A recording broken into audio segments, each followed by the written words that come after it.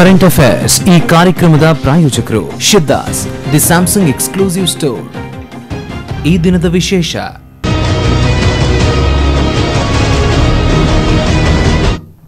Hello ನಮಸ್ತೆ, Siddhas Samsung presents current affairs ಕಾರ್ಯಕ್ರಮಕ್ಕೆ ಸ್ವಾಗತ. ನಾನು ರಕ್ಷತ್ ಶೆಟ್ಟಿ. ಇವತ್ತಿನ ಕರೆಂಟ್ ಅಫೇರ್ ಕಾರ್ಯಕ್ರಮದಲ್ಲಿ ನಾವು ಈ ಹಿಂದೆಯೂ ಕೂಡ ಮಾಡಿದ್ವಿ. ಕತ್ತಲೆ ಭಾಗ್ಯ ಯೋಜನೆ ಜಾರಿಯಲ್ಲಿದೆ ಅನ್ನುವಂಥದ್ದು ಬಿಜೆಪಿಯವರ ಆರೋಪ. ರಾಜ್ಯದಲ್ಲಿ ಕತ್ತಲೆ ಭಾಗ್ಯ ಯೋಜನೆ ಆಗಿದೆ. ಇದಕ್ಕೆ ಇಂಧನ ಸಚಿವರ ನಿರ್ಲಕ್ಷ್ಯ ಮತ್ತು ಕರ್ನಾಟಕ ಸರ್ಕಾರದ ನಿರ್ಲಕ್ಷ್ಯ ಕಾರಣ ಅನ್ನುವಂಥದ್ದು ಬಿಜೆಪಿ ಮಾಡ್ತಾ ಇರುವಂಥ ಆರೋಪ. ನಿನ್ನೆ ಕೂಡ ಜಿಲ್ಲೆಯ ವಿವಿಧ ಕಡೆಯಲ್ಲಿ ಪ್ರತಿಭಟನೆಯಾಗಿದೆ, ರಾಜ್ಯದ ವಿವಿಧ ಕಡೆಗಳಲ್ಲಿ ಪ್ರತಿಭಟನೆಯಾಗಿದೆ. ಯಾವತ್ತಿನಂತೆ ಇಂಧನ ಸಚಿವರನ್ನು ಟಾರ್ಗೆಟ್ ಮಾಡುವಂಥ ಕೆಲಸವನ್ನು ಬಿಜೆಪಿ ನಾಯಕರು ಮಾಡಿದ್ದಾರೆ. ಅದೇ ರೀತಿ ಸರ್ಕಾರ ಈ ಬಗ್ಗೆ ಮೌನವಾಗಿದೆ. ಅವರಿಗೆ ಅವರ ಆದ್ಯತೆಗಳು ಬೇರೆಯದ್ದೇ ಇದೆ. ಜನಗಳಿಗೆ ವಿದ್ಯುತ್ ಕೊಡಬೇಕು ಅನ್ನುವಂಥದ್ದು ಅವರ ಆದ್ಯತೆಗಳು ಅಲ್ಲ ಅನ್ನುವಂಥದ್ದು ಬಿಜೆಪಿ ಮಾಡ್ತಾ ಇರುವಂಥ ಆರೋಪ. ಸೊ ಈ ಎಲ್ಲ ವಿಚಾರವನ್ನು ಇಟ್ಟುಕೊಂಡು ನಾವಿವತ್ತು ಮಾತನಾಡಬೇಕು. ಬಿಜೆಪಿ ಮತ್ತು ಕಾಂಗ್ರೆಸ್ನ ಕಡೆಯಿಂದ ಏನು ಹೇಳ್ತಾರೆ, ಕಾಂಗ್ರೆಸ್ನವರ ಸ್ಪಷ್ಟನೆ ಏನು, ಬಿಜೆಪಿಯವರು ಯಾಕಾಗಿ ಕತ್ತಲೆ ಭಾಗ್ಯ ಅಂತ ಕರೀತಾ ಇದ್ದಾರೆ, ಎಲ್ಲ ವಿಚಾರಗಳನ್ನು ಮಾತಾಡಬೇಕು. ಇಬ್ಬರು ಅತಿಥಿಗಳು ನಮ್ಮ ಸ್ಟುಡಿಯೋದಲ್ಲಿ ಬಿಜೆಪಿ ಮತ್ತು ಕಾಂಗ್ರೆಸ್ನ ಕಡೆಯಿಂದ ಇದ್ದಾರೆ. ಒಬ್ಬರು ಬಿಜೆಪಿಯ ಕಡೆಯಿಂದ ಮಹೇಶ್ ತುಪ್ಪೆಕಲ್ ಅವರು ಬಿಜೆಪಿಯ ಪರವಾಗಿ ಮಾತಾಡ್ತಾರೆ. ಅದೇ ರೀತಿ ಕಾಂಗ್ರೆಸ್ನ ಕಡೆಯಿಂದ ರವಿಪ್ರಸಾದ್ ಶೆಟ್ರು ಪುತ್ತೂರಿನಿಂದ ಸೇರ್ಕೊಂಡಿದ್ದಾರೆ. ಸರ್, ಇಬ್ಬರಿಗೂ ಕಾರ್ಯಕ್ರಮಕ್ಕೆ ಸ್ವಾಗತ. ಸರ್, ಮೊದಲಿಗೆ ನಿಮ್ಮನ್ನೇ ಕೇಳಬೇಕು. 24 ಗಂಟೆ ಕರೆಂಟ್ ಕೊಡ್ತೀವಿ ಕರ್ನಾಟಕ ರಾಜ್ಯಕ್ಕೆ, ಇದು ನಿಮ್ಮ ಪ್ರಣಾಳಿಕೆಯಲ್ಲಿ ಕಳೆದ 2013 ವಿಧಾನಸಭಾ ಚುನಾವಣೆಯ ಸಂದರ್ಭದಲ್ಲಿ ನಿಮ್ಮ ಪ್ರಣಾಳಿಕೆಯಲ್ಲಿ ಇದ್ದಂಥ ಭರವಸೆ, ಪ್ರಣಾಳಿಕೆಯಲ್ಲಿ ಇದ್ದದನ್ನೆಲ್ಲ ನಾವು ಈಡೇರಿಸ್ತಾ ಬಂದಿದ್ದೇವೆ ಅಂತ ಆಗಾಗ ಭಾಷಣ ಹೊಡಿತೀರಿ. 2.5 ವರ್ಷ ಕಳೆಯಿತು. 24 ಗಂಟೆ ಬಿಡಿ, ಕರೆಂಟ್ ಇಲ್ಲ ಅಂತ ಜನ ಬೊಬ್ಬೆ ಹೊಡಿತಾ ಇದ್ದಾರೆ. ಏನು ಹೇಳ್ತೀರಿ ಇದಕ್ಕೆ? ನಾವು ಪ್ರಣಾಳಿಕೆಯಲ್ಲಿ ಹೇಳಿದಂತಹ ಬಹುತೇಕ ಭರವಸೆಗಳನ್ನು ಈಡೇರಿಸಿಕೊಂಡು ಬಂದಿದ್ದೇವೆ. ಸರಿ. ಸುಮಾರು 40 ವರ್ಷಗಳ ನಂತರ ಈ ರೀತಿಯ ಬರಗಾಲ ಈ ಕರ್ನಾಟಕದಲ್ಲಿ ಬರಲಿಲ್ಲ. ಮಳೆಯ ಅಭಾವದಿಂದಾಗಿ, ನೀರಿನ ಕೊರತೆಯಿಂದಾಗಿ ವಿದ್ಯುತ್ತು ಸ್ವಲ್ಪ ಕಡಿಮೆ ಉತ್ಪಾದನೆ ಆಗ್ತಾ ಇದೆ. ಆದರೆ ಮೊನ್ನೆ 15 ತಾರೀಕಿನಿಂದ ಅದೆಲ್ಲ ಸರಿಗಟ್ಟು ಮಾಡ್ತೇನೆ ಅಂತ ಭರವಸೆ ಕೊಟ್ಟಿದ್ದರು ಸಚಿವರು. ಅದೀಗ ಇಂಪ್ಲಿಮೆಂಟ್ ಆಗ್ತಾ ಇದೆ. ಬಿಜೆಪಿಯವರು ತಮ್ಮ ಅಧಿಕಾರದ ಆಸೆಗಾಗಿ ಅವರೀಗ ಹತಾಶರಾಗಿ ಇನ್ನು ಮುಂದಿನ ತಾಲೂಕು ಪಂಚಾಯತ್ ರವಿಪ್ರಸಾದ್ ಶೆಟ್ರು ಹೇಳ್ತಾ ಇರುವಂತದ್ದು 15 ತಾರೀಕಿನ ನಂತರ ಸರಿಯಾಗಿದೆ ಅಂತ ನೀವು ಹೇಳ್ತಾ ಇರುವಂತದ್ದ. ಬಹುಶಃ ಗ್ರಾಮೀಣ ಪ್ರದೇಶದಿಂದ ಬಂದಂತ ರವಿಪ್ರಸಾದ್ ಶೆಟ್ರು ಇದನ್ನ ಸುಖ ಸುಮ್ಮನೆ ಸರ್ಕಾರವನ್ನ ಸಮರ್ಥಿಸಿಕೊಳ್ಳೋದಕ್ಕಷ್ಟೇ ಹೇಳ್ತಾ ಇದ್ದಾರೆ ಅಂತ ನನಗನ್ಸುತ್ತೆ. ಇಲ್ಲ, ಗ್ರಾಮೀಣ ಪ್ರದೇಶದಲ್ಲಿ ಕರೆಂಟ್ ಇದೆ ಅಂತ ನೀವು ಇಲ್ಲಿ ಕೂತು ಹೇಳಿದ್ರೆ ನಾಳೆ ದಿನ ಜನ ಕೇಳ್ತಾರೆ, ರವಿಪ್ರಸಾದ್ ಶೆಟ್ರೆ ಕರೆಂಟ್ ಇದೆ ಅಂತ ಹೇಳ್ತಾ ಇದ್ರಿ, ಎಲ್ಲಿ ಕರೆಂಟ್ ಇದೆ? ಮೊನ್ನೆ 4-5 ದಿನ ಇದ್ದಂತ ಪರಿಸ್ಥಿತಿ ಈಗ ಇಲ್ಲ. ಒಂದು ದಿನ ಗಣೇಶೋತ್ಸವದ ದಿನ, ಚೌತಿಯ ದಿನ ನೀವು ಕರೆಂಟ್ ಕೊಟ್ಟಿದ್ದೀರಿ, ಆ ನಂತರ ಕರೆಂಟ್ ಕಟ್ ಆಗ್ತಾ ಇದೆ. ಅದು ಕೂಡ ನಗರ ಪ್ರದೇಶಕ್ಕೆ ಮಾತ್ರ. ಚೌತಿ ದಿವಸ ಕೊಟ್ಟದ್ದು ನಗರ ಪ್ರದೇಶಕ್ಕೆ ಮಾತ್ರ, ಗ್ರಾಮಾಂತರ ಪ್ರದೇಶಕ್ಕೆ ಕೊಡ್ಲಿಲ್ಲ. ಏನ್ ಹೇಳ್ತೀರಿ? ಇಲ್ಲ, ಪರಿಸ್ಥಿತಿಗಳು ಬದಲಾಗ್ತಾ ಇದೆ. ಈಗ ಮೊನ್ನೆ 1-2 ಮಳೆ ಬಂದದ್ದರಿಂದ ನೀರಿನ ಪರಿಣಾಮ ಇದು ಸ್ವಲ್ಪ ಜಾಸ್ತಿ ಆಗಿದೆ. ಹಾಗೆ ಅದರದ್ದು ವಿದ್ಯುತ್ ಕೂಡ ಜಾಸ್ತಿ ಉತ್ಪಾದನೆ ಆಗ್ತಾ ಇದೆ. ಅದನ್ನು ಸರಿಗಟ್ಟು ಮಾಡ್ತಾ ಇದ್ದಾರೆ ಈಗ. ಆದರೆ ಮೊನ್ನೆ ಇದ್ದ 4-5 ದಿನ ಇದ್ದಂಥ ಪರಿಸ್ಥಿತಿ ಈಗ ಇಲ್ಲ. ಈಗ ಬಹುತೇಕ ಬದಲಾವಣೆಗಳನ್ನು ನಾವು ಕಂಡಿದ್ದೇವೆ. ಒಟ್ಟಾರೆಯಾಗಿ ನೀರಿನ ಪ್ರಮಾಣ ನಮ್ಮ ಹತ್ರ ಕಡಿಮೆ ಇರುವುದರಿಂದ ಇದು ಅನಿವಾರ್ಯ ಆಗಿದೆ. ಎಸ್ ಮಹೇಶ್ ಅವರೇ, ವಿನಾಕಾರಣ ರಾಜಕಾರಣ ಮಾಡ್ತಾ ಇದ್ದೀರಿ. ಕರೆಂಟಿನ ವಿಚಾರವನ್ನ ಇಟ್ಟುಕೊಂಡು, ರೈತರ ಆತ್ಮಹತ್ಯೆ ವಿಚಾರವನ್ನ ಇಟ್ಟುಕೊಂಡು ರಾಜಕಾರಣ ಮಾಡಿದ್ರಿ. ಈಗ ಕರೆಂಟಿನ ವಿಚಾರ ಇಟ್ಟುಕೊಂಡು ನಿಮ್ಮ ಪಾರ್ಟಿ ರಾಜಕಾರಣ ಮಾಡ್ತಾ ಇದೆ. ಕರ್ನಾಟಕ ರಾಜ್ಯದಲ್ಲಿ ಇರುವುದು ಈಗ ದೇವರೇ ಗತಿ ಸರ್ಕಾರ. ಅಂದ್ರೆ ದೇವರೇ ಗತಿ. ಇಲ್ಲೇ ಮಂತ್ರಿಗಳಾಗ್ಲಿ ಮುಖ್ಯಮಂತ್ರಿಗಳಾಗಿ ಮಾಡೋದೇನಿಲ್ಲ. ದೇವರು ಯಾವ ರೀತಿ ನಡೆಸ್ತದೆ ಆ ರೀತಿ ನಡೀತಾ ಹೋಗ್ತಾ ಉಂಟು ಅಂತ ಅದನ್ನು ಸ್ವತಃ ಸಿದ್ದರಾಮಯ್ಯ ಅವರು ಹೇಳಿದ್ದಾರೆ, DK ಕೂಡ ಹೇಳಿದ್ದಾರೆ. ನಾವು ಈಗ ಮಳೆಯ ಕಾರಣ ಕೊಡ್ತಾ ಇದ್ದಾರೆ. ಹೈಡಲ್ ಪವರ್ ಇಂದ ನಮಗೆ ಖಾಲಿ 32%, ಇಡೀ ಕರ್ನಾಟಕಕ್ಕೆ ಬೇಕಾದ 32% ವಿದ್ಯುತ್ ಮಾತ್ರ ಹೈಡಲ್ ಪವರ್ ಪ್ರಾಜೆಕ್ಟ್ ಇಂದ ಬರುವುದು. ಉಳಿದದ್ದು 68% ಅದು ನಮಗೆ ಬರುವುದು ಥರ್ಮಲ್ ಪವರ್ ಅಥವಾ ಇನ್ನಿತರ ಪವರ್ಗಳಿಂದ. ರಾಯಚೂರಲ್ಲಿ ಪ್ಲಾಂಟ್ ಅಲ್ಲಿ ಏನಾದ್ರೂ ಹೆಚ್ಚು ಕಡಿಮೆ ಆದ್ರೆ, ಬಳ್ಳಾರಿಯಲ್ಲಿ ಪ್ಲಾಂಟ್ ಅಲ್ಲಿ ಏನಾದ್ರೂ ಹೆಚ್ಚು ಕಡಿಮೆ ಆದ್ರೆ ನಮಗೆ ಪವರ್ ಇಲ್ಲ. ಅದನ್ನು ಮನಗಂಡು 2010 ಸೆಪ್ಟೆಂಬರ್ ಅಲ್ಲಿ ಅಧಿಕಾರ ಸ್ವೀಕಾರ ಮಾಡಿಕೊಂಡ ಶೋಭಾ ಕರಂದ್ಲಾಜೆ ನಮ್ಮ ಇಂಧನ ಸಚಿವರು ಛತ್ತೀಸ್ಗಢಕ್ಕೆ ಹೋಗಿ, ಯಾಕೆಂದ್ರೆ ಇಲ್ಲಿ ನಮ್ಮ ರೈತರು ಭೂಮಿ ಕೊಡಲು ಒಪ್ಪುವುದಿಲ್ಲ, ಛತ್ತೀಸ್ಗಢಕ್ಕೆ ಹೋಗಿ ಅಲ್ಲಿ 1600 ಮೆಗಾವಾಟ್ ಇದ್ದು ವಿದ್ಯುತ್ ಉತ್ಪಾದನೆಗೆ ಶಂಕುಸ್ಥಾಪನೆ ಮಾಡಿ ಬಂದಿದ್ದಾರೆ. ಇವರ ಸರ್ಕಾರ ಬಂದ ನಂತರ ಅಲ್ಲಿ ಏನಾಗಿದೆ ಅಂತ ತಿರುಗಿ ಕೂಡ ನೋಡಿಲ್ಲ. ಅದು ಬಿಡಿ, ನಮ್ದು ಈಗ ರಾಜ್ಯಕ್ಕೆ ಅಧಿಕಾರಿಗಳ ಕೈಯಲ್ಲಿ ಉಂಟು. ಈ ಥರ್ಮಲ್ ಪವರ್ ಪ್ಲಾಂಟ್ಗಳಾಗ್ತಿದ್ದ ಅವ್ಯವಹಾರವನ್ನು ನಮ್ಮ ಶೋಭಾ ಕರಂದ್ಲಾಜೆ ಅವರು ತಡೆಗಟ್ಟಿ ಇಂಪೋರ್ಟ್ ಆಗ್ತಿದ್ದ ಕೋಲನ್ನು ನಿಲ್ಲಿಸಿ ನಮ್ಮ ದೇಶೀಯ ಕೋಳುಗಳನ್ನು ತರಿಸಿ ಅದನ್ನು ತುಂಬಾ ಹದ್ದುಬಸ್ತಿಗೆ ತಂದಿದ್ರು. ಫೆಬ್ರವರಿ 3 ತಾರೀಕಿಗೆ ಬಳ್ಳಾರಿಗೆ, ಅಂದ್ರೆ 2014 ಬಳ್ಳಾರಿಗೆ ನಮ್ದು ಇಂಧನ ಸಚಿವರು ಭೇಟಿ ನೀಡಿದ್ದಾರೆ. ಜೂನ್ 28 ತಾರೀಕಿಗೆ ರಾಯಚೂರಿಗೆ ಭೇಟಿ ನೀಡಿದ್ದಾರೆ. ಇಷ್ಟೆಲ್ಲ ಅವಘಡಗಳು ನಡೀತಾ ಉಂಟು. ಇಡೀ ಕರ್ನಾಟಕ ಕತ್ತಲೆಯಲ್ಲಿ ಉಂಟು. ಯಾರು ಹೇಳ್ತಾರೆ ಸ್ಯಾಟಲೈಟ್ ಇಂದ ಮೇಲೆ ನೋಡಿದ್ರೆ ಭೂಭಾಗದಲ್ಲಿ ಕಪ್ಪು ಯಾವ ಪ್ರದೇಶ ಕಾಣ್ತಾ ಉಂಟು ಅದನ್ನು ಕರ್ನಾಟಕ ಅಂತ ಹೇಳ್ಬೋದು ಅಂತ ಹಾಸ್ಯಮಯವಾಗಿ ಮಾತಾಡ್ತಾ ಇದ್ದಾರೆ. ಆದ್ರೂ ನಮ್ಮ ಇಂಧನ ಸಚಿವರು ನಮ್ಮ ಬೆಂಗಳೂರು ಬಿಟ್ಟು ಹೊರಗಡೆ ಹೋಗಿಲ್ಲ. ಸರ್, ಕರೆಂಟ್ ಅಥವಾ ವಿದ್ಯುತ್ತಿನ ಸಮಸ್ಯೆ ಅನ್ನುವಂಥದ್ದು ಇದು ಮೊದಲ. DKC ಅವರು ಇಂಧನ ಸಚಿವರಾದಾಗ ಮಾತ್ರ ಈ ವಿದ್ಯುತ್ನ ಸಮಸ್ಯೆ ಇದ್ದದಲ್ಲ. ಈಶ್ವರಪ್ಪ ಅವರು ಇಂಧನ ಸಚಿವ ಆದಾಗ್ಲೂ ವಿದ್ಯುತ್ನ ಸಮಸ್ಯೆ ಇತ್ತು. ಶೋಭಾ ಕರಂದ್ಲಾಜೆ ಅವರಾದಾಗ್ಲೂ ವಿದ್ಯುತ್ನ ಸಮಸ್ಯೆ ಇತ್ತು. ವಿದ್ಯುತ್ನ ಸಮಸ್ಯೆ ರಾಜ್ಯ ಎದುರಿಸ್ತಾ ಇರುವಂತದ್ದು ಮೊದಲಲ್ಲ. ಇದು ಮೊದಲಲ್ಲ ಅಂತ ಕಾರಣಕ್ಕೋಸ್ಕರವೇ 1600 ಮೆಗಾವಾಟ್ ಛತ್ತೀಸ್ಗಢಲ್ಲಿ ಉತ್ಪಾದನೆ ಮಾಡಲು ನಾವು ಅಗ್ರಿಮೆಂಟ್ ಮಾಡಿ, ಕರ್ನಾಟಕ ಸರ್ಕಾರ ಅಗ್ರಿಮೆಂಟ್ ಮಾಡಿದ್ರು. ಆಗ ಯಾರಿರ್ಲಿ, BJP ಸರ್ಕಾರ ಇರ್ಲಿ, ಯಾರಿರ್ಲಿ, ಅದರ ಪ್ರೋಗ್ರೆಸ್ ಎಲ್ಲಿ ಉಂಟು? ಈಗ ಝೀರೋ ಪ್ರೋಗ್ರೆಸ್. ಇವರು ಹೇಳಿದ್ದಕ್ಕೆ ಪೂರ್ವಕವಾಗಿ ನಾನೊಂದಷ್ಟು ವಿಷಯ ಹೇಳಲಿಕ್ಕಿದೆ. ರಾಯಚೂರಿನಲ್ಲಿ ಥರ್ಮಲ್ ಪವರ್ ಪ್ರಾಜೆಕ್ಟಲ್ಲಿ 3 ಘಟಕಗಳು ವರ್ಕ್ ಆಗ್ತಾ ಇತ್ತು. ಶೋಭಾ ಕರಂದ್ಲಾಜೆ ಅವರು ಇರುವಾಗ 2 ಘಟಕಗಳು ನಿಷ್ಕ್ರಿಯ ಆದವು. ಅದನ್ನು ಅವರು ಪುನರ್ ನಿರ್ಮಾಣ ಮಾಡಲಿಕ್ಕೆ ಹೊರಡಲಿಲ್ಲ.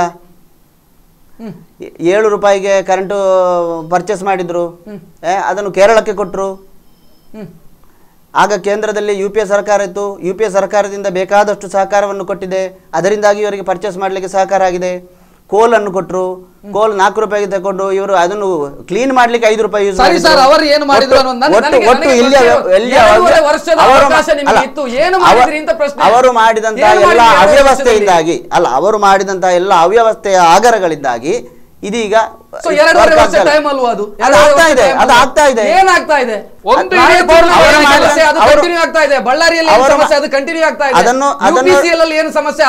ಅದನ್ನು ಸರಿ ಮಾಡುವಂತ ವ್ಯವಸ್ಥೆಗಳು ಆಗ್ತಾ ಇದೆ. ಅದನ್ನು ಸರಿ ಮಾಡುವಂತ ವ್ಯವಸ್ಥೆಗಳು ಆಗ್ತಾ ಇದೆ. ಹಾಗೆ ಬಿಡಲಿಲ್ಲ. ಆನ್ಯುವಲ್ ಮೇಂಟೈನಿಂಗ್ ಮಾತ್ರ ಮಾಡ್ತಾ ಇದ್ದೀರಿ ನೀವು. ಸರಿ ಮಾಡುವ ಶಾಶ್ವತ ಪರಿಹಾರ ಕೊಡುವಂತ ಕೆಲಸಗಳು ಆಗ್ತಾ ಇಲ್ಲ. ಆಗಿದ್ದಿದ್ರೆ ಈ ಪರಿಸ್ಥಿತಿ ಬರ್ತಾ ಇರಲಿಲ್ಲ. ರವಿಪ್ರಸಾದ್ ಶೆಟ್ರೆ ನೋಡಿ, ನಮ್ಮ ಸರ್ಕಾರ ಬಂದ ನಂತರ ಇವರ ಅಸಹಕಾರ ಸೂತ್ರದ ಎದುರಿಗೆ ನಮ್ಮ ರಾಜ್ಯದ ಮುಖ್ಯಮಂತ್ರಿಗಳು, ಇಂಧನ ಸಚಿವರು ಸಮರ್ಥವಾಗಿ ಅದನ್ನು ಕೆಲಸವನ್ನು ಮಾಡ್ತಾ ಇದ್ದಾರೆ. ಅದರಿಂದಾಗಿಯೇ ಇಷ್ಟು ಸಮಯ ಇಷ್ಟಾದರೂ ಸಮಸ್ಯೆ ಬರಲಿಲ್ಲ. ಇಲ್ಲದಿದ್ರೆ ಯಾವಾಗಲೂ ನಾವು ಕತ್ತಲಲ್ಲೇ ಇರಬೇಕಿತ್ತು. ಸಮಸ್ಯೆ ಬರಲಿಲ್ಲ ಅಂತ ಹೇಳಿದ್ರೆ ಹೇಗೆ? ಈಗ ಇಷ್ಟು ಸಮಸ್ಯೆ 6 ಗಂಟೆ ಕರೆಂಟ್ ಕಟ್ ಆಗೋದು ಸಮಸ್ಯೆ ಅಲ್ಲ, ಸಮಸ್ಯೆ. ಆದ್ರೆ ಇಷ್ಟು ಕರೆಂಟ್ ಕಟ್ ಆಗುವಂತ ಸಮಸ್ಯೆ. ಇವರು ಮಾಡಿದಂತ ಅವ್ಯವಹಾರದಿಂದಾಗಿ, ಆ ಅವ್ಯವಸ್ಥೆಯಿಂದಾಗಿ ಇಡೀ 24 ಗಂಟೆಯೂ ನಮಗೆ ಕರೆಂಟ್ ಎಲ್ಲ ಆಗ್ತಿತ್ತು. ಅದನ್ನು ಈಗ ಸರಿ ಮಾಡಿಸಿದ್ದು ನಮ್ಮ ಸರ್ಕಾರ. ಒಬ್ರು ಕಾಲರ್ ಮಾತಾಡ್ತಾರೆ. ಹಲೋ, ನಮಸ್ತೆ. ನಮಸ್ತೆ ಸರ್, ತಮ್ಮ ಹೆಸರು ಹೇಳಿ, ಎಲ್ಲಿಂದ ಮಾತಾಡ್ತಾ ಇದ್ದೀರಿ? ಸುರೇಶ್, ಉಡುಪಿಯಿಂದ. ಮಾತಾಡಿ ಸುರೇಶ್ ಅವರೇ. ಮಹೇಶ್ ಪೆಟ್ಟಗಲ್ನವರಿಗೆ ನಮಸ್ಕಾರ. ನಮಸ್ತೆ. ಅವರು ಹೇಳಿದ್ರಲ್ಲ ಕರೆಂಟ್ ಸರಿಯಾಗಿದೆ ಅಂತ ಹೇಳಿ, ಅವರು ಕರ್ನಾಟಕ ಇಟ್ಟಿದ್ದಾರೆ.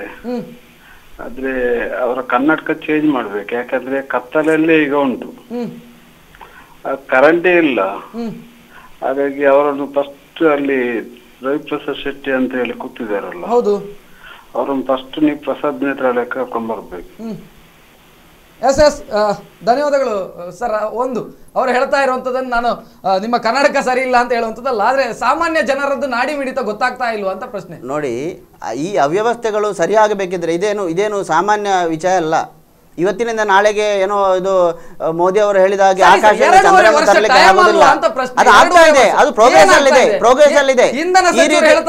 ದೇವರು ಮಳೆ ಕೊಟ್ರೆ ಆಗತ್ತೆ. ಕರೆಂಟ್ ಉತ್ಪಾದನೆ ನೋಡಿ, ರೆಗ್ಯುಲರ್ ಆಗಿ ಈ ಟೈಮಲ್ಲಿ ಮಳೆ ಬರ್ತಾ ಇತ್ತು ಅಲ್ವಾ? ಈ ಬಾರಿ ಮಳೆ ಬರಲಿಲ್ಲ.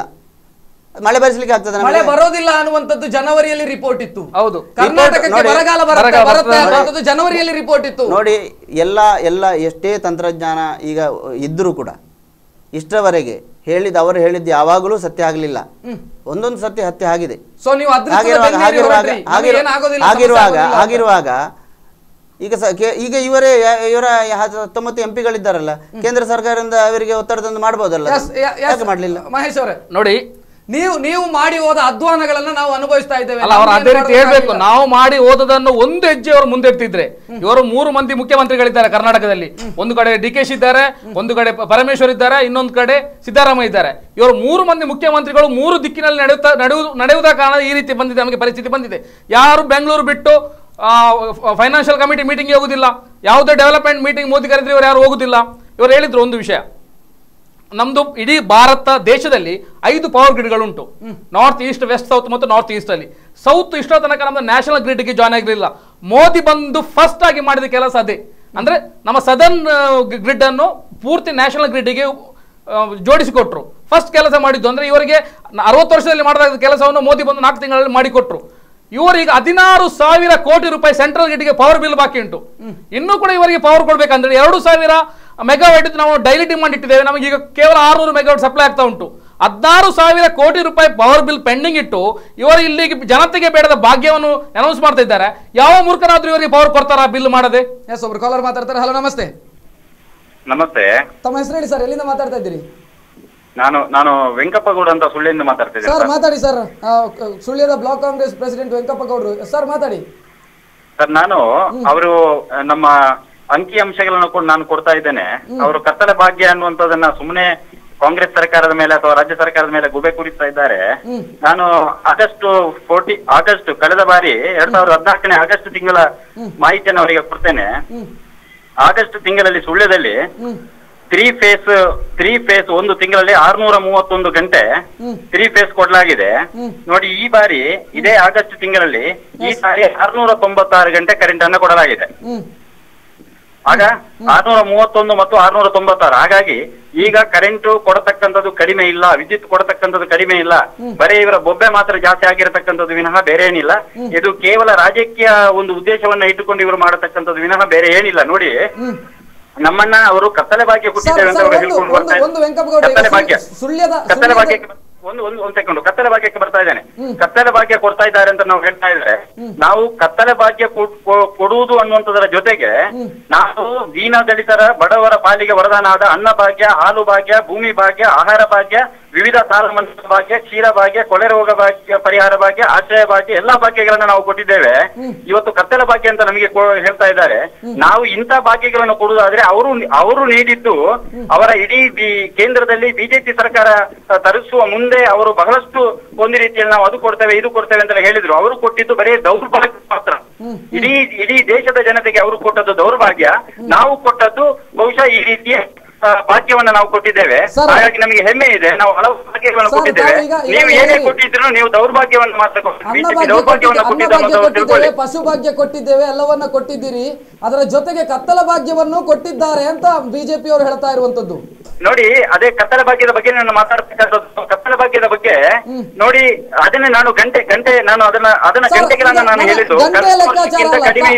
ತಾವು ಬ್ಲಾಕ್ ಕಾಂಗ್ರೆಸ್ ನ ಪ್ರೆಸಿಡೆಂಟ್, ತಾವು ಹೇಳ್ತೀರಾ ಈಗ ಜನಗಳಿಗೆ ನಮ್ಮ ಸರ್ಕಾರದಿಂದ ಅಥವಾ ಸುಳ್ಯದಲ್ಲಿ ಕರೆಂಟಿನ ಸಮಸ್ಯೆ ಇಲ್ಲ ಅಂತ ಹೇಳ್ತೀರಾ ಸರ್? ಇಲ್ಲ, ಸಮಸ್ಯೆ ಇಲ್ಲ ಅಂತ ಹೇಳಿದ್ದಲ್ಲ. ಸಮಸ್ಯೆ ಇದು ಬಾರಿ ಹಿಂದಿನಿಂದಲೇ ಬಂದಿರತಕ್ಕಂಥದ್ದು. ನಮ್ಮ ಅವರು ರವಿಪ್ರಸಾದ್ ಶೆಟ್ಟರ್ ಹೇಳಿದ ರೀತಿಯಲ್ಲಿ ನಾನು ಇನ್ನೂ ನಿಮಗೆ ಹೇಳ್ತೀನಿ. 2012ರ ಅಂಕಿಅಂಶಗಳನ್ನ ತೆಗೆದು ಹೇಳ್ತೀನಿ.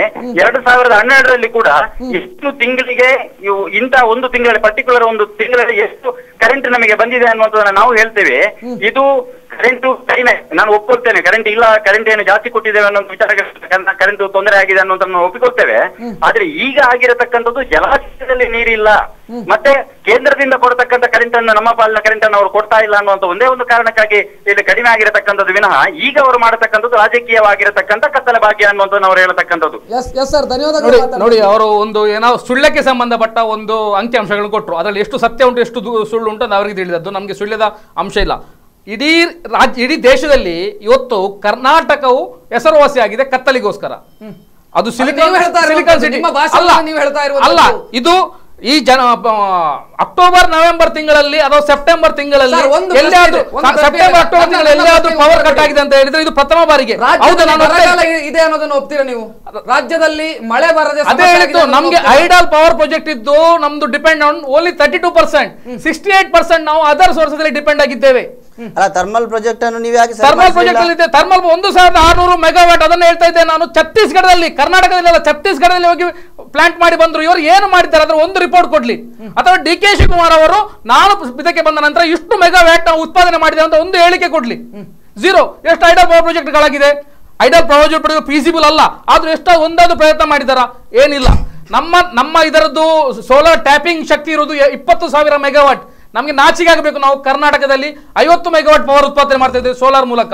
ರೈತರಿಗೆ ಒಂದು ಭಾಗ್ಯ, ಸೋಲಾರಿಗೆ ಬೇಕಾಗಿ ಮೊನ್ನೆ ಪ್ರಯತ್ನವನ್ನ ಮಾಡಿದ್ರು. ರೈತರಿಗೆ ಒಂದು ಭಾಗ್ಯ ಮಾಡಿದ್ರು. ಅದು ಪೂರ್ತಿ ಕಳ್ಳರ ಯೋಜನೆ. ಅಂದ್ರೆ ಖಾಲಿ 3 ಗಂಟೆ ಒಳಗೆ ಇಂಟರ್ನೆಟ್ ಅಲ್ಲಿ ಟೆಂಡರ್ ಕಳೆದ್ರು, 3 ಗಂಟೆ ಒಳಗೆ ಅದನ್ನು ಕ್ಲೋಸ್ ಮಾಡಿದ್ರು. ಎದಕ್ಕೋಸ್ಕರ?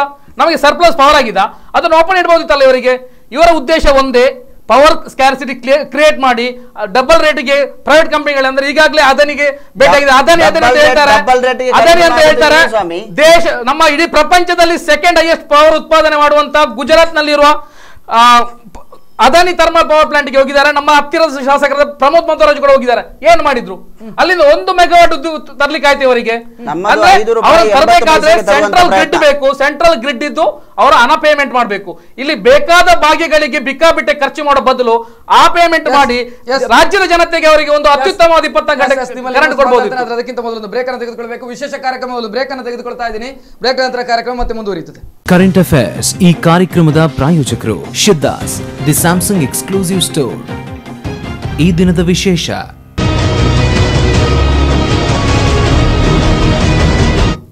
ವಿಶೇಷ ಕಾರ್ಯಕ್ರಮಕ್ಕೆ ಮತ್ತೆ ಸ್ವಾಗತ. ರವಿಪ್ರಸಾದ್ ಶೆಟ್ರೆ, ಆಗ್ಲೇ ಅವರು ಒಂದು ವಿಚಾರವನ್ನ ಪ್ರಸ್ತಾಪ ಮಾಡಿದ್ರು. ನೀವು ಪ್ರತಿ ಬಾರಿ ಕೇಂದ್ರದ ಕಡೆಗೆ ಕೈ ತೋರಿಸುವಂತ ಕೆಲಸವನ್ನ ಮಾಡ್ತೀರಿ.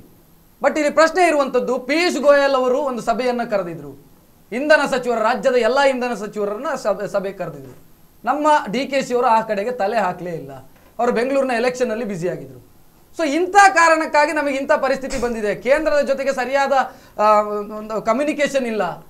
ಅದಕ್ಕಾಗಿ ಈ ರೀತಿ ಆಗಿರುವಂತದ್ದು. ಜಲಾಶಯದಲ್ಲಿ ನೀರಿಲ್ಲದ್ದು ಒಂದು ಸಮಸ್ಯೆ ಆದ್ರೆ ಇಂಥದ್ದು ಮತ್ತೊಂದು ಸಮಸ್ಯೆ ನಮ್ಮದು ಅಂತ ಹೇಳ್ತಾರೆ.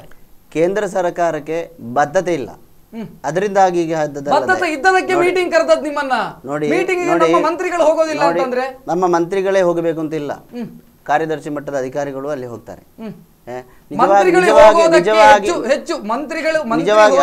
ಹೆಚ್ಚು ತೂಕ ಇರುವಂತದ್ದು ಆ ಸಭೆಗೆ. ನೋಡಿ, ಬರೋದಕ್ಕೂ ರಮನಾಥ್ ರೈ ಅವರ ಇನ್ನೊಬ್ರು PA ಬರೋದಕ್ಕೂ ವ್ಯತ್ಯಾಸ ಇದೆ. ಅನಿವಾರ್ಯ ಕಾರಣಗಳಿಂದ ಕೆಲವು ಸಲ ಹೋಗ್ಲಿಕ್ಕೆ ಆಗುದಿಲ್ಲ. ಬೆಂಗಳೂರಿನ ಎಲೆಕ್ಷನ್ ಅನಿವಾರ್ಯವೋ, ಮಹಾನಗರ ಪಾಲಿಕೆ ಎಲೆಕ್ಷನ್ ಅನಿವಾರ್ಯವೋ, ಇಡೀ ರಾಜ್ಯಕ್ಕೆ ಕರೆಂಟ್ ಕೊಡುವಂತದ್ದು ಅನಿವಾರ್ಯ. ರಾಜಕೀಯವಾಗಿ ಅದು ಅನಿವಾರ್ಯವೇ. ಮತ್ತೆ ಸರ್ಕಾರ ಬೆಂಗಳೂರಿನ ಕಾರ್ಪೊರೇಟ್ಗಳನ್ನ ರೆಸಾರ್ಟ್ಗೆ ಸೇರಿಸುವಂತದ್ದು ಅನಿವಾರ್ಯವೋ, ರಾಜ್ಯದ ಜನಕ್ಕೆ ವಿದ್ಯುತ್ ಕೊಡುವಂತದ್ದು ರೆಸಾರ್ಟ್ ಸೇರಿಸುವಂತದ್ದಲ್ಲ. ರಾಜಕೀಯವಾಗಿ ನಮ್ಮ ಅಳಿವುಳುವಿನ ಪ್ರಶ್ನೆಯೂ ಇರ್ತದೆ. ಅದಕ್ಕೆ ಬೇಕಾಗಿಯೂ ಅದನ್ನು ಮಾಡಿದ್ದಾರೆ. ಆದರೆ ಅದಕ್ಕೆ ಬೇಕಾದಂತ ನಾನು ರೆಸ್ಪಾನ್ಸ್ ಮಾಡಲಿಲ್ಲ ಸರ್ಕಾರಕ್ಕೆ, ಕೇಂದ್ರ ಸರ್ಕಾರಕ್ಕೆ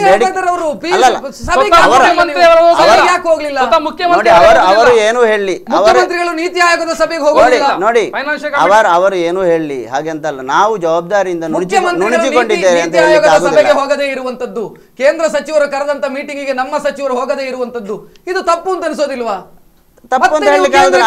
ಅನಿವಾರ್ಯ ಕೈ ತೋರಿಸ್ತೀರಿ, ಕೇಂದ್ರ ನಮಗೆ ಕೊಡೋದಿಲ್ಲ ಏನನ್ನ. ನೋಡಿ, ಅನಿವಾರ್ಯ ಕಾರಣಗಳಿರುವಾಗ ನಾವು ಅದನ್ನು ತಪ್ಪಿಸಬಹುದು, ತಪ್ಪಿಸಬಾರದು ಅಂತ ಏನಿಲ್ಲ.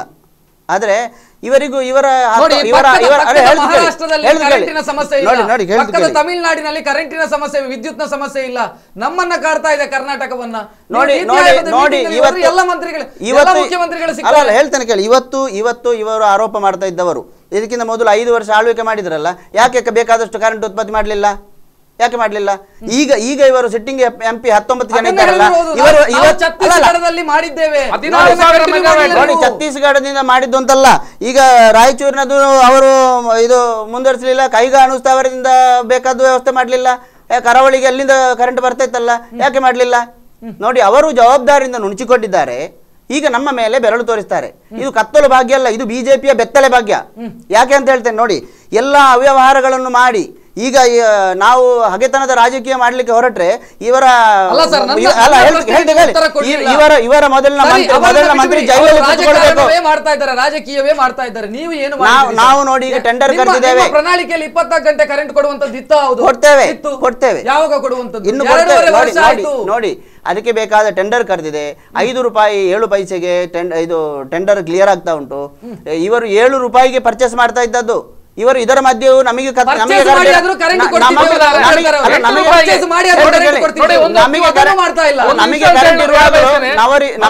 ಬಾರ್ಜ್ ಮೌಂಟೆಡ್ ಇತ್ತು.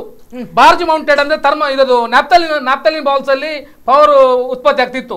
ಅದನ್ನು ನಾವು ಕಸ್ಟಮರ್ಗೆ ಅಂದ್ರೆ ಕನ್ಸ್ಯೂಮರ್ಗೆ ಸಪ್ಲೈ ಮಾಡುವ ಡಬಲ್ ರೇಟ್ ಕೊಟ್ಟು ಪರ್ಚೇಸ್ ಮಾಡಿ ಇವರಿಗೆ ನಾವು ಕೊಟ್ಟಿದ್ದೇವೆ.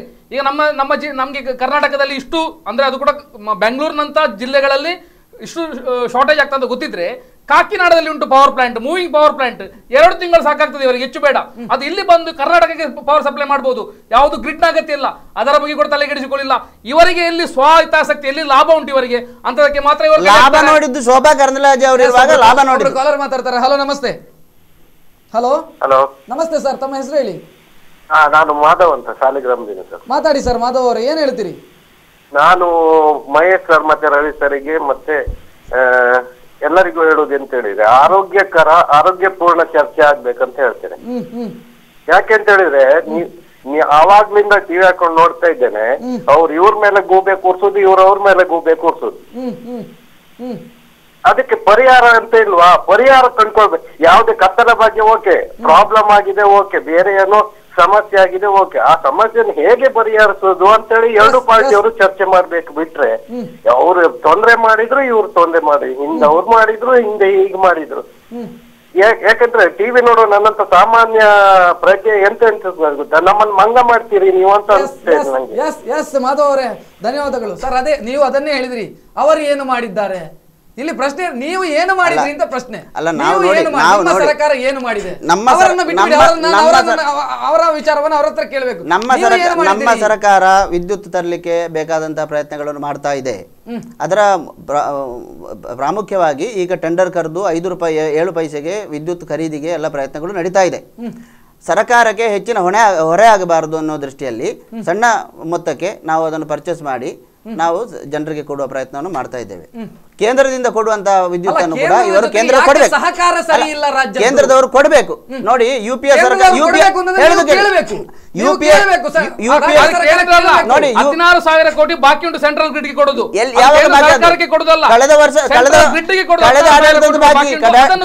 ಕಳೆದ ಆಡಳಿತದಲ್ಲಿರುವಾಗ ಬಾಕಿ ಆದದ್ದು ನೋಡಿ. ನಾವು ಯುಪಿಎ ಸರ್ಕಾರ ಇರುವಾಗ, ಇಲ್ಲಿ ಬಿಜೆಪಿ ಸರ್ಕಾರ ಇರುವಾಗಲೂ ಯುಪಿಎ ಸರ್ಕಾರ ಸಹಕಾರ ಕೊಡ್ಲಿಲ್ವಾ? ಇವರೆಲ್ಲ ಕೇಳಿಯೇ ಕೊಟ್ಟದ್ದ. ನಮ್ಮ ಕ್ಷೇತ್ರದ, ನಮ್ಮ ರಾಜ್ಯದ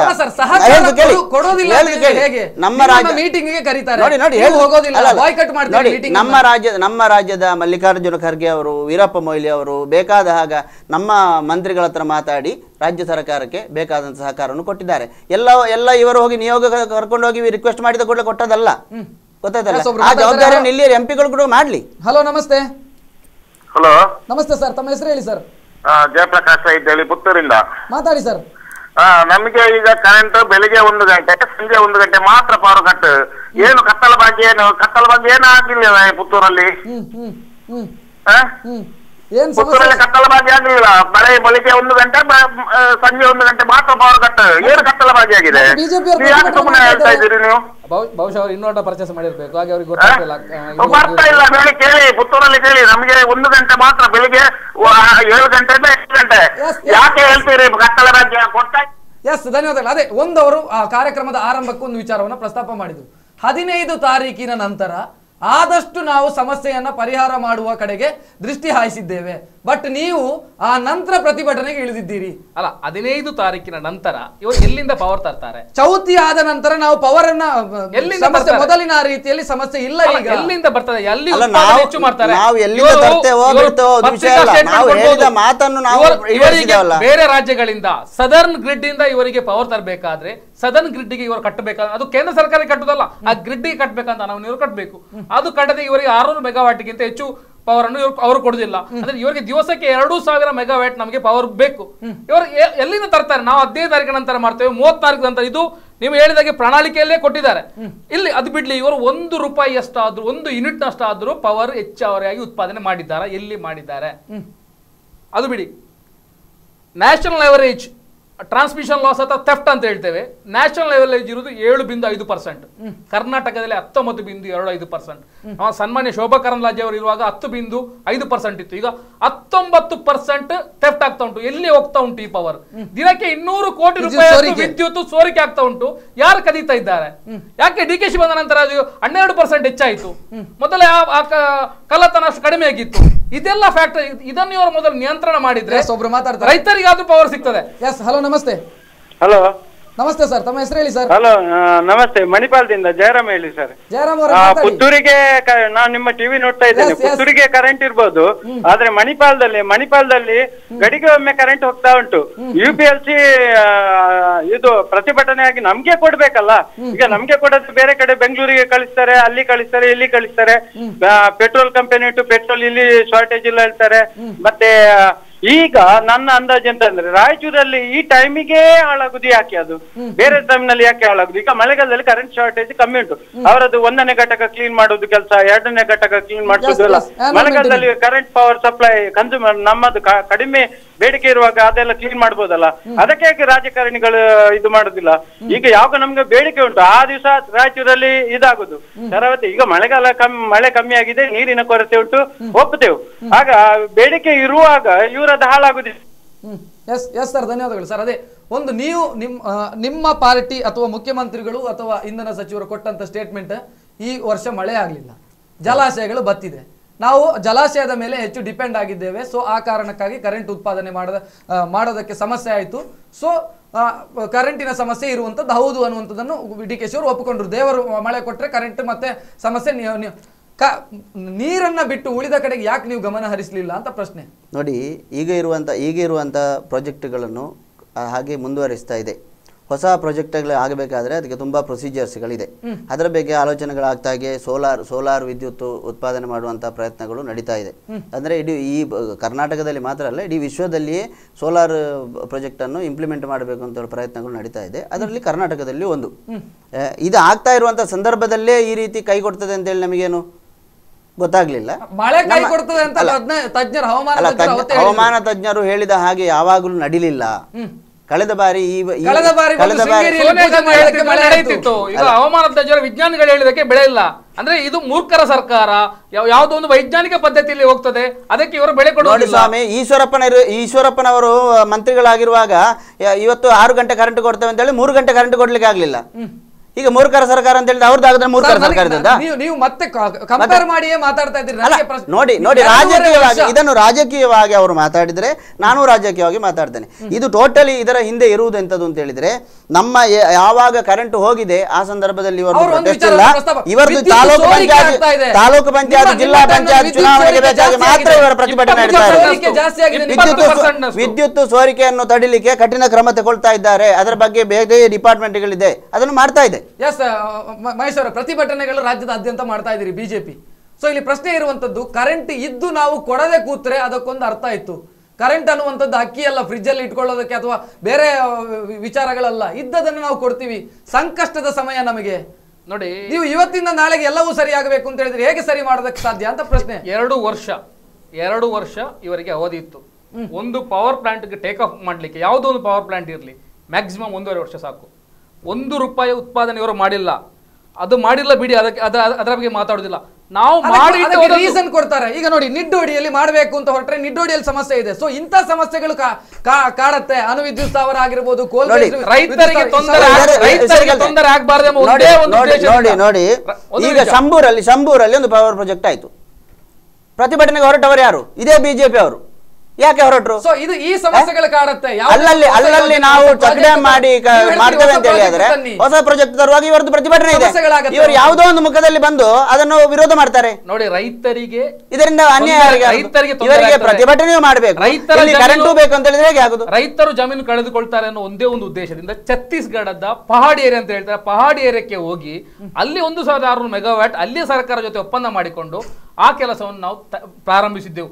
ಆ ಕೆಲಸ ಬಗ್ಗೆ ಒಂದು ದಿವಸ ಆದ್ರೂ ಇವರ ಇಂಧನ ಸಚಿವರು ಅಲ್ಲಿ ಹೋಗಿ ಅಲ್ಲಿ ಏನಾಗ್ತಾ ಉಂಟು ಅಂತ ನೋಡಿದ್ದಾರೆ.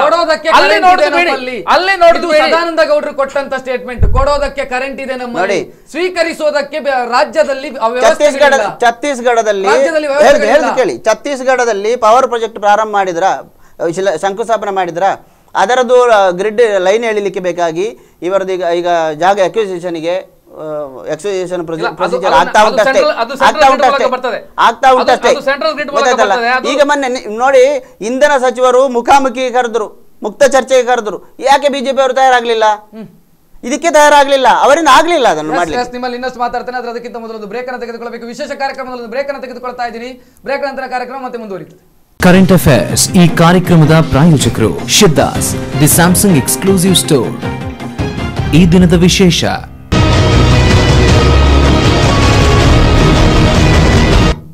ವಿಶೇಷ ಕಾರ್ಯಕ್ರಮಕ್ಕೆ ಮತ್ತೆ ಸ್ವಾಗತ. ಎಸ್, ಒಂದು ಆಗ್ಲೇ ಅವರು ಕೆಲ ವಿಚಾರಗಳನ್ನ, ಕೇಂದ್ರ ಸರ್ಕಾರದ ಜೊತೆಗೆ ಬಾಂಧವ್ಯ ಸರಿ ಇಲ್ಲ, ಆ ಕಾರಣಕ್ಕಾಗಿ ಇಂಥ ಪರಿಸ್ಥಿತಿ ಬಂದಿರುವಂಥದ್ದು ಎಲ್ಲವನ್ನ ಹೇಳಿದರು. ಇಲ್ಲಿ ಪ್ರಶ್ನೆ ಇರುವಂಥದ್ದು, ಕರೆಂಟ್ ಕೈ ಕೊಡುತ್ತೆ ಅನ್ನುವಂಥದ್ದು ಇಂಧನ ಸಚಿವರಿಗೆ ಗೊತ್ತಿತ್ತು. ಮುಖ್ಯಮಂತ್ರಿಗಳಿಗೂ ಗೊತ್ತಿತ್ತು. ಎಲ್ಲ ಆದ ನಂತರ ನೀವು ಮೀಟಿಂಗ್ ಕರೆದ್ರಿ, ಎಲ್ಲ ಆದ ನಂತರ ನಾವು ಕರೆಂಟ್ ಪರ್ಚೇಸ್ ಮಾಡ್ತೇನೆ ಅಂತ ಹೊರಟ್ರಿ. ಸಮಸ್ಯೆ ಆರಂಭ ಆಗಿ ಸಮಸ್ಯೆ ಉಲ್ಬಣ ಆದ ನಂತರ ನೀವು ಅದಕ್ಕೆ ಮದ್ದು ಹಾಕೋದಕ್ಕೆ ಹೋದಂಥದ್ದು. ಮೊದಲೇ ಮುಂಚಿತವಾಗಿ ಯೋಚನೆ ಮಾಡಲಿಲ್ಲ. ಒಬ್ಬ ಸಚಿವನಿಗೆ ಮುಂದಾಲೋಚನೆ ಇರಬೇಕೋ ಬೇಡವೋ? ನೋಡಿ, ಎಲ್ಲ ಅಧಿಕಾರಿಗಳ ಮಟ್ಟದಲ್ಲಿ ರೂಟೀನ್ ಪ್ರೊಸೆಸ್ಸಲ್ಲಿ ಎಲ್ಲ ವರ್ಕ್ಗಳು ನಡೀತಾ ಇರ್ತದೆ. ಒಂದೊಂದು ಸಂದರ್ಭದಲ್ಲಿ ಅನಿವಾರ್ಯ ಸಂದರ್ಭಗಳಲ್ಲಿ ಅವರು ಕೂಡ ಕೈ ಬಿಡುವಾಗ ಇಂಥ ಕ್ರಿಟಿಕಲ್ ಕಂಡೀಷನ್ ನಮಗೆ ಒಬ್ಬ ನಾಯಕ, ಒಬ್ಬ ಮಂತ್ರಿ ಅಂತ ಇರುವಂತದ್ದು ಆತನ ಕೆಪಾಸಿಟಿ ಇರುವಂತದ್ದೇ ಅದು. ಆದರೆ ಮುಂದಿನ ಪೂರ್ತಿ ನಮ್ಮ ಆಳ್ವಿಕೆ ಅವಧಿಯಲ್ಲಿ 24 ಗಂಟೆ ಕರೆಂಟ್ ಕೊಡಲಿಕ್ಕೆ ಬೇಕಾದಂತಹ ಎಲ್ಲ ವ್ಯವಸ್ಥೆಗಳ ಪೂರ್ವಭಾವಿ ವ್ಯವಸ್ಥೆಗಳು ನಡೀತಾ ಇದೆ. ಅಂತೂ ಇಂತೂ ನಾವು ಸರ್ಕಾರದಲ್ಲಿ ಏನು ನಾವು ಭರವಸೆಯನ್ನು ನಾವು ಆಡಳಿತಕ್ಕೆ ಬರುವಾಗ ಕೊಟ್ಟಿದ್ದೇವೆ ಅದನ್ನು ಸಂಪೂರ್ಣವಾಗಿ ನಾವು ಮಾಡ್ತೇವೆ. ಅದರ ಬಗ್ಗೆ 24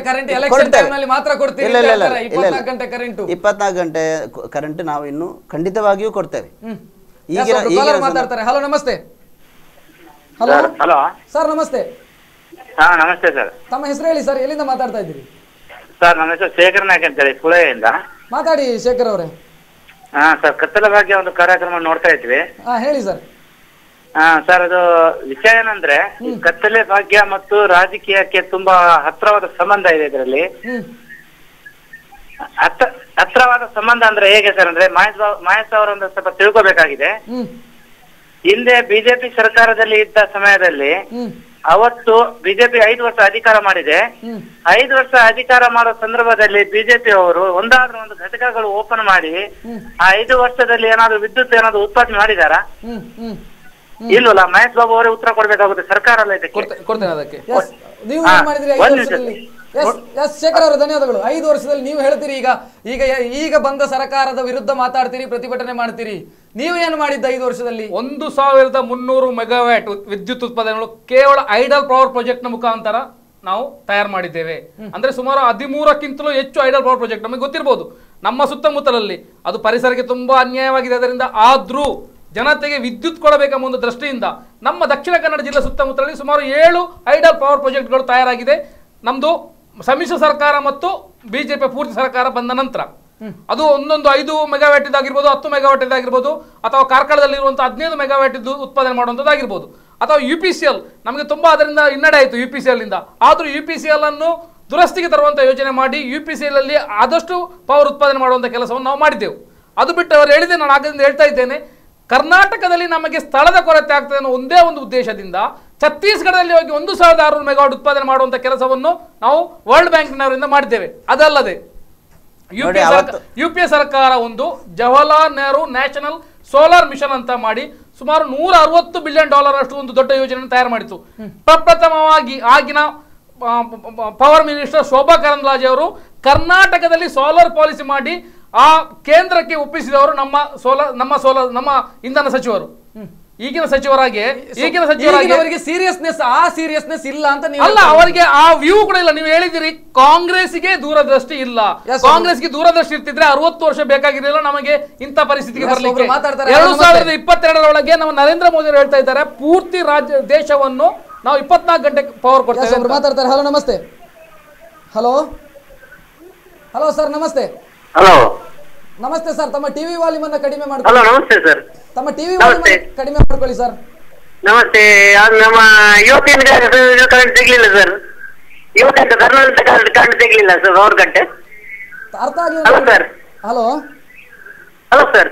ಸರ್, ನಮಸ್ತೆ. ತಮ್ಮ ಹೆಸರು ಹೇಳಿ, ಎಲ್ಲಿಂದ ಮಾತಾಡ್ತಾ ಇದ್ದೀರಿ? ಸರ್, ಅದೇ ಒಂದು ನಾವು 5 ವರ್ಷದಲ್ಲಿ ಏನು ಮಾಡಿದ್ದೇವೆ ಅಥವಾ ಕರೆಂಟ್ ಉತ್ಪಾದನೆಯ ಕಡೆಗೆ ಗಮನ ಹರಿಸಿದ್ದೇವೆ. 2.5 ವರ್ಷದಲ್ಲಿ ನೀವು ಏನೂ ಮಾಡಿಲ್ಲ. ಕರೆಂಟ್ನ ಬಗ್ಗೆ, ವಿದ್ಯುತ್ನ ಬಗ್ಗೆ ಸೀರಿಯಸ್ನೆಸ್ ಇರಲಿಲ್ಲ. ಯಾವಾಗ ಸೀರಿಯಸ್ನೆಸ್ ಬರುವಂತದ್ದು ನಿಮ್ಮ ಸರ್ಕಾರಕ್ಕೆ ಅಂತ ಹೇಳಿದ್ರೆ ಇಂಥ ಸಮಸ್ಯೆಗಳು ಬಂದಾಗ ಮಾತ್ರ. ಇಲ್ಲದ್ರೆ ಆ ಸೀರಿಯಸ್ನೆಸ್ ಇಲ್ಲ ನಿಮ್ಮ ಸರ್ಕಾರಕ್ಕೆ. UPCL ಘಟಕ ಆರಂಭವಾದಂತಹ ಸಂದರ್ಭದಲ್ಲಿ, ಆರಂಭ ಆಗ್ತಾ ಇರುವಂತಹ ಅದರ ಕಾಮಗಾರಿಗಳು ನಡೀತಾ ಇರುವಂತಹ ಸಂದರ್ಭದಲ್ಲಿ ಬಿಜೆಪಿ ಎಲ್ಲಾ ನಾಯಕರುಗಳು ಹೇಳ್ತಾ ಇದ್ರು, ನಾವು ಅದಕ್ಕೆ ವಿರೋಧ. ಅಲ್ಲಿ ಬರುವಾಗ ಸ್ಥಳೀಯರನ್ನು ಮೆಚ್ಚಿಸಲಿಕ್ಕೆ ಸ್ಟೇಟ್ಮೆಂಟ್ ಕೊಡ್ತಾ ಇದ್ರು. ಇವತ್ತು ಇವರು ಹೇಳ್ತಾ ಇದ್ದಾರೆ ಅದನ್ನು ನಾವೇ ಮಾಡಿದ್ದು ಅಂತ. ಇವರನ್ನು ಹೇಗೆ ನಂಬಬಹುದು ನೀವು ಹೇಳಿ?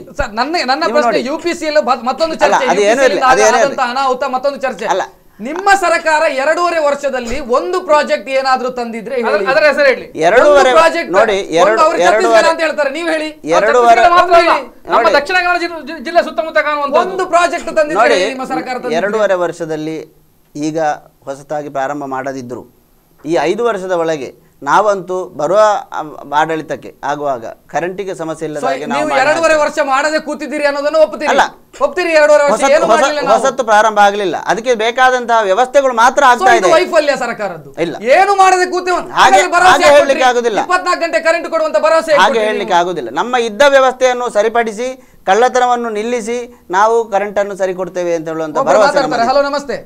ಹಲೋ, ನಮಸ್ಕಾರ. ತಮ್ಮ ಹೆಸರು ಹೇಳಿ ಸರ್. ಕಣ್ಣೂರು, ನಮ್ಮ ಮೊಹಮ್ಮದ್ ಅಂತೆ. ಮಾತಾಡಿ ಮೊಹಮ್ಮದ್ ಅವರೇ. ನೋಡಿ, ಬಿಜೆಪಿನವರೆಲ್ಲ ದೊಡ್ಡ ಮಾತಾಡ್ತಾರಲ್ಲ, ನೋಡಿ ಈ ಕಪ್ಪಣ ತರ್ತೇನೆ ಅಂತ ಹೇಳಿ ಎಲ್ಲಿ ಉಂಟು ಕಪ್ಪಣ ಹೇಳಿ ಸ್ವಾಮಿ. ಮತ್ತೆ ಅವ್ರು ನಮ್ಗೆ ಹೇಳಿದ್ದಾರೆ ಅದು ಇದಂತ ಹೇಳ್ತಾರೆ, ವಿದ್ಯುತ್ ಬಗ್ಗೆ ಮಾತಾಡ್ತಾ ಇದ್ದೇವೆ ಮೊಹಮ್ಮದ್. ಮತ್ತೆ ನೋಡಿ ಕರೆಂಟ್ ಅಲ್ಲ, ಅವರಿಗೆ ಕಪ್ಪವನದ ಬಗ್ಗೆ ಮಾಹಿತಿ ಬೇಕಾದ್ರೆ ಇನ್ನೊಂದು ಕಾರ್ಯಕ್ರಮದಲ್ಲಿ ಕೊಡುವ. ಕಪ್ಪವನದ SIT ಆಗಿ ಅದರ ಪ್ರೋಗ್ರೆಸ್ ಯಾವ ರೀತಿ. ಓಕೆ, ನನಗೆ ಇಲ್ಲಿ ಮಹೇಶ್ ತುಪ್ಪೆಕಲ್ ಅವರು, ನೀವು ಕರೆಂಟ್ ಇಂಥ ಪರಿಸ್ಥಿತಿ ಬರಬೇಕು ಅಂತ ಕಾಯ್ತಾ ಇದ್ರಿ ಅಂತ ಜನ ಮಾತಾಡ್ಕೊಳ್ತಾ ಇದ್ದಾರೆ. ಬಿಜೆಪಿಯವರು ಕಾಯ್ತಾ ಇದ್ರು, ಈಗಾದ್ರೆ ನಮಗೆ ಏನಾದ್ರೂ ಒಂದು ಲಾಭ ಆಗತ್ತೆ ನೋಡಿ, ನಮ್ಮ ರಾಜಕೀಯ ಅಸ್ತಿತ್ವಕ್ಕೂ ಈಗ ಆಗಬೇಕು. ಇಲ್ಲಿ ವಿರೋಧ ಪಕ್ಷವಾಗಿ ನಾವು ಸರ್ಕಾರವನ್ನು ಎಚ್ಚರಿಸಬಹುದೇ ಹೊರತು ಯಾವತ್ತು ಎಚ್ಚರಿಸಿದ್ದೀರಿ ನೀವು? ಪ್ರತಿ ವಿಧಾನಸಭೆ ಅಧಿವೇಶನದಲ್ಲಿ ವಿದ್ಯುತ್ ಬಗ್ಗೆ ಚರ್ಚೆ, ಮುಂದಕ್ಕೆ ಈ ರೀತಿ ಸಮಸ್ಯೆ ಆಗಬಹುದು, ಚರ್ಚೆಯಲ್ಲಿ ಆಗಿದೆ. ಪ್ರತಿ ಸಂದರ್ಭದಲ್ಲೂ ಯಾವಾಗ ಕೇಂದ್ರದಿಂದ ಇಲ್ಲಿ ವ್ಯವಸ್ಥಿತವಾದಂತಹ ಮೀಟಿಂಗ್ಗಳು ನಡೀತಾ ಇತ್ತ, ಯೋಜನೆಗಳು ನಡೀತಾ ಇತ್ತ, ಆಗ ನಮ್ಮ ಮುಖ್ಯಮಂತ್ರಿ ಇರಬಹುದು ಅಥವಾ ಬಾಕಿಯವರು ಯಾವ ಪಕ್ಷದ ಪ್ರತಿನಿಧಿಗಳು ಕರ್ನಾಟಕದಲ್ಲಿ ಇಷ್ಟು ಜನ ಸಂಸದರು ಏನ್ ಮಾಡಿದ್ದಾರೆ? ಕರ್ನಾಟಕದಲ್ಲಿರುವ ಇಷ್ಟು ಜವಾಬ್ದಾರಿ ಇದೆ, ಹೌದಲ್ವಾ? ಕರ್ನಾಟಕದಲ್ಲಿರುವ ಇಷ್ಟು ಜನ ಸಂಸದರು ಹೋಗಿ ಬಿಜೆಪಿ ಸಂಸದರು 20,000 ಮೆಗಾವ್ಯಾಟ್ ಸೋಲಾರ್ ಇದಕ್ಕೋಸ್ಕರ ನಮ್ಗೆ ಪರ್ಮಿಷನ್ ಇಟ್ಕೊಂಡು ಬಂದಿದ್ದಾರೆ. 20,000 ಮೆಗಾವ್ಯಾಟ್. ಇಲ್ಲಿ ಇವರು ಭೂಮಿ ಕೊಡಬೇಕು, 1 ಇಂಚು ಭೂಮಿ ಕೊಡುದಿಲ್ಲ. ಸೋಲಾರ್ ಇದನ್ನು ಹವಾದಲ್ಲಿ ಮಾಡ್ಲಿಕ್ಕೆ ಆಗುದಿಲ್ಲ, ಅದು ಭೂಮಿಯಲ್ಲಿ ಮಾಡಬೇಕು. ಹೈಡ್ರಲ್ ಪವರ್ ಪ್ರಾಜೆಕ್ಟ್ ಆಗ್ತಾ ಇಲ್ಲ. ಬಿಜೆಪಿಯ 19 ಜನ MP, ಅದರಲ್ಲಿ 2-3 ಜನ ಸಚಿವರು, ಇವರಿದ್ದರೂ ಕೂಡ ಕೇಂದ್ರ ಸರ್ಕಾರದಿಂದ ನಯಾ ಪೈಸೆಯ ಉಪಕಾರವನ್ನು ಈ ರಾಜ್ಯ ಸರ್ಕಾರ ಮಾಡ್ಲಿಕ್ಕೆ ಆಗ್ಲಿಲ್ಲ. ನೋಡಿ, ನಮ್ಮದು ಮಾತ್ರ ಜವಾಬ್ದಾರಿ ಅಂತಲ್ಲ. ಇವರನ್ನು 19 ಜನ MP ಮಾಡಿ ರಾಜ್ಯದ ಜನರು ಯಾಕೆ ಕಳಿಸಿದ್ದಾರೆ? ಅಲ್ಲಿ ಸಂಸದಲ್ಲಿ ಮಾತಾಡ್ಬೇಕಿತ್ತಲ್ಲ. ಅವರು ಕೂಡ ಸರ್ಕಾರದ ಕರ್ನಾಟಕದ ಪಾಲನ್ನು ಕೇಳಬೇಕಿತ್ತಲ್ಲ, ಅದನ್ನು ಕೇಳುವುದಿಲ್ಲ ಇವರು ರೈತರು ಸತ್ತರೆ ರಾಜಕೀಯ ಮಾಡ್ತಾರೆ. ಈಗ ಕರೆಂಟ್ ಇಲ್ಲದಿರುವ ಕರೆಂಟ್ ಬಂದ ನಂತರ ರಾಜಕೀಯ ಮಾಡ್ತಾರೆ. ಇವರು ಮೊನ್ನೆ ರೈತರು ಸತ್ತರಲ್ಲ, ರೈತರು ಸತ್ತರ ನಂತರ ಇವರು ರೈತ ಚೈತನ್ಯ ತಂತ್ರ ಮಾಡಿದ್ರಲ್ಲ, ಯಾರಿಗೆ ಪ್ರಯೋಜನ ಹೇಳಿ? ಎಲ್ಲ ಎಂಡೋಮೆಂಟ್ ದೇವಸ್ಥಾನಗಳಿಂದ ಇದು ಅಕ್ಕಿಯನ್ನು ತಂದ್ರು, ಇವರಿಗೆ ಉಣಬಡಿಸಿದ್ರು, ಇವರು ರಾಜಕೀಯ ಮಾಡಿದ್ರು ಅಲ್ವಾ?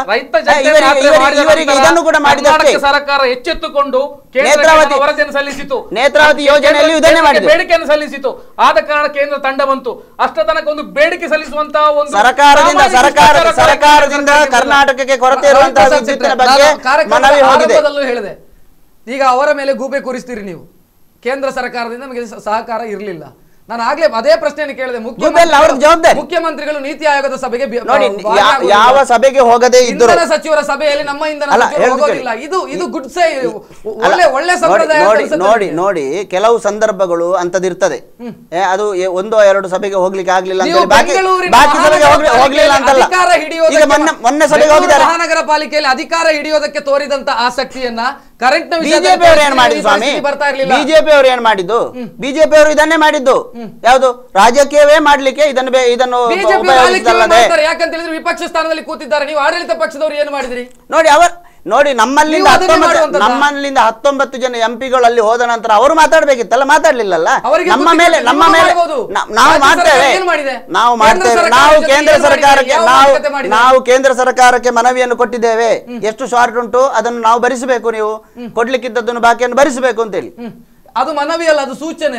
ಕೇಂದ್ರ ಸರ್ಕಾರ ಸೂಚನೆಯನ್ನು ಕೇಳೋದಿಲ್ಲ, ಕೇಂದ್ರ ಸರ್ಕಾರಕ್ಕೆ ಮನವಿ ಮಾಡಬೇಕು. ನೋಡಿ, ಇಡೀ ದೇಶಕ್ಕೆ ನಮಗೆ ಸದರ್ನ್ ರೀಜನ್ ಇದ್ದದ್ದು ಕಷ್ಟ ಇದ್ದದ್ದು ನಮ್ದು ಸೆಂಟ್ರಲ್ ಗ್ರಿಡ್ ಜೊತೆ ಕನೆಕ್ಟ್ ಆಗಿರ್ಲಿಲ್ಲ. ಅದನ್ನು ಮೋದಿ ಸರ್ಕಾರ ಬಂದ ಪ್ರಪ್ರಥಮವಾಗಿ ಏಪ್ರಿಲ್ ಮೇ ತಿಂಗಳೊಳಗೆ ಅದನ್ನು ಮಾಡಿ ಮುಗಿಸಿದ್ದಾರೆ. ಪ್ರಪ್ರಥಮವಾಗಿ ಅದರ ಯೋಜನೆ ಇವರು ಮಾಡಿದ್ದಾರೆ.